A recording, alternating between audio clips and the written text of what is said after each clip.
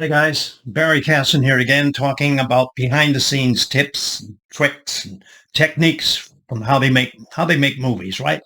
I'm going to get rid of this thing right now. Okay, so today we're going to be dealing with what we call the 180-degree line, which has nothing to do with the movie, the thin red line or the thin blue line or any line, movie line. Okay, this is a technical thing that we use in motion pictures and video production, whatever. Okay, so this is how it works. You think of two people talking, right? They're talking to each other like this. One person's looking screen right, the other person's looking screen left. Now, screen right and the screen left have a very particular definition. It's always from the point of view of the performer or the camera. So if someone's on stage and they say enter stage right or enter stage left, it's from the performer's right or the performer's left. From the audience, that would be reversed, right? So in motion pictures, it's the same. That camera, as I'm looking through that camera, whatever I see is my right and my left. So those are the terms I use in speaking about that. Now, if I have two people talking to one another, as you say, one's looking screen right, one's looking screen left, the 180-degree line is like a big circle, if you like, right? And the line runs right through it, right? You have 100, 360 degrees. Half of that would be 180 degrees. So if I'm on this side of that 180, that's my 180-degree limit, right? I stay on this side of the 180-degree line. So when I'm shooting the two shot, let's say we get that done.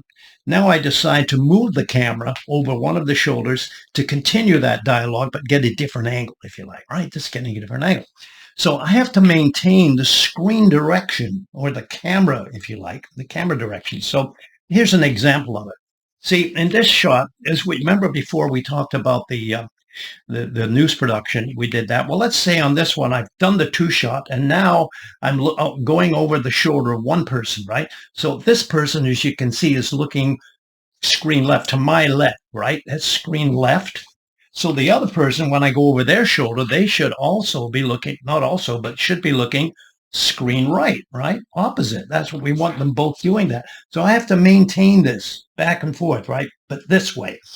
If I cross over that line, 180-degree line, by accident or whether I just got over the wrong shoulder, if you like, then when we come to editing, instead of this, you'll kind of get this, where both people are looking the same direction. Can you see that? And the audience will feel there's something wrong. They just feel something's not right here. And it's because the screen direction has changed, right? So I always have to maintain, or a camera person has to maintain that when they're changing from, say, a two shot to over the shoulder to close up, they have to maintain the screen direction. It's very important. Okay. In stage, it's the same thing as I just mentioned. It's just one of those things that as long as we observe it, everything will work in editing. And that's what it's all about.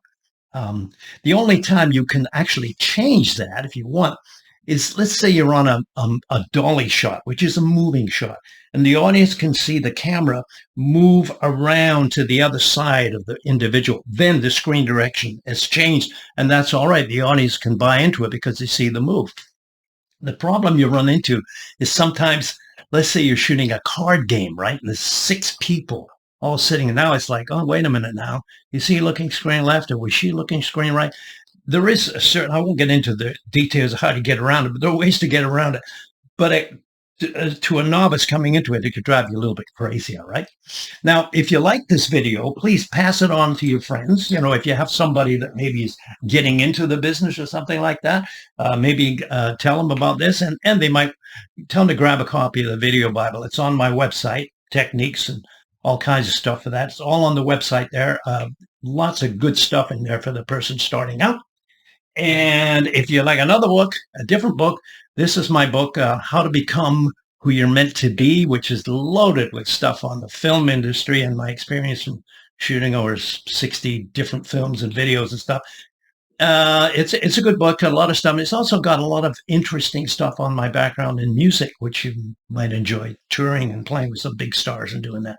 Okay, so that's kind of it today for this. And we will at a later date get into this thing, the slate as they call it, and how this works. You may think it's a simple thing, but there's even rules around how to handle this too, and I'll get to that too. So I hope you've enjoyed this today. pass on this video to somebody you think might help. And I'll look for you next time with more tips and tricks and techniques behind the scenes in the motion picture industry. Thank you.